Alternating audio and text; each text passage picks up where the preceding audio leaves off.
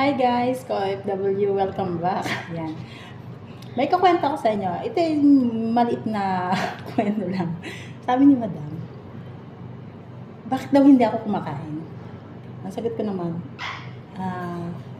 kasi high blood ako before, kaya nagda-diet ako. Ngayon, sabi niya, kumain ka. Kasi dati malaki ka na nung dumating dito. Tapos bakit nga, lumiit ka bigla? Ikaw ba nagpapasexy? Ang sagot ko, hindi. Concern lang ako sa kalusugan ko dahil nag-iisa lang ako rito.